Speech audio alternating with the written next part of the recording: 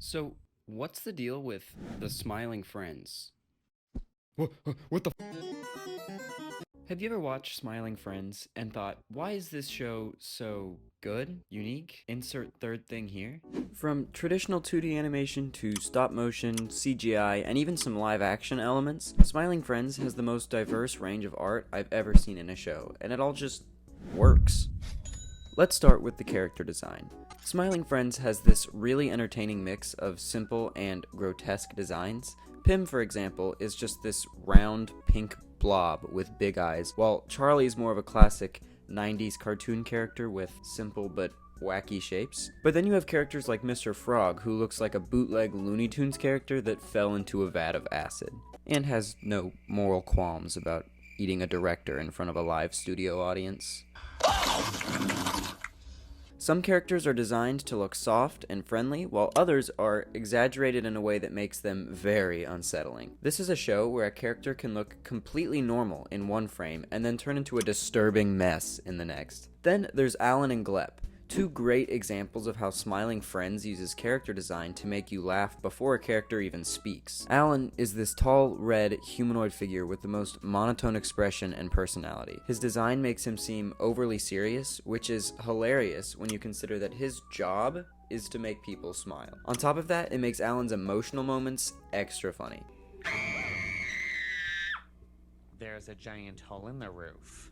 And then you've got Glep, who's basically a tiny green critter with the cutest little face, and of course, his iconic purple hat. His design is genius because he's so adorable, but we don't actually have any idea what his job is. The character designs in Smiling Friends are deceptively simple, but each one feels like it's crafted to maximize visual humor. Whether it's through exaggerated details, contrast, the way they move, every character adds to the show's unique visual identity. One of the coolest things about Smiling Friends is how constantly it switches between animation techniques. You've got traditional 2D animation, which makes up most of the show, but you've also got CGI characters like Gwimbly, who look like a PlayStation 2 character or something. Not to mention whatever this is. Then there's live action elements like rotoscoping or just straight up camera footage, or stop motion like Rotten the Snowman. Another thing that makes Smiling Friends work so well is its use of timing.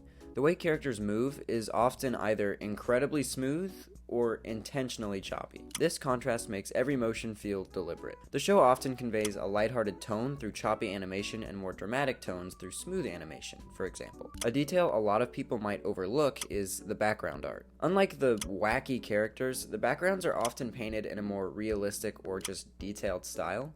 They're dark, gritty, and sometimes even kind of depressing. Just working on the thumbnail for this video gave me a new appreciation for the backgrounds, which I didn't actually pay much attention to when I was watching the show. At the end of the day, Smiling Friends proves that animation does not have to follow a single style to be effective. By combining different animation techniques, exaggerated expressions, and unexpected visual contrasts, the show creates something that feels truly unique. And that's why, in my opinion, Smiling Friends has one of the coolest art styles in modern animation. Thanks for watching. This video, just like my last 2 or 3, has been something new and I had a lot of fun making it. So comment your favorite Smiling Friends character and I will see you next time.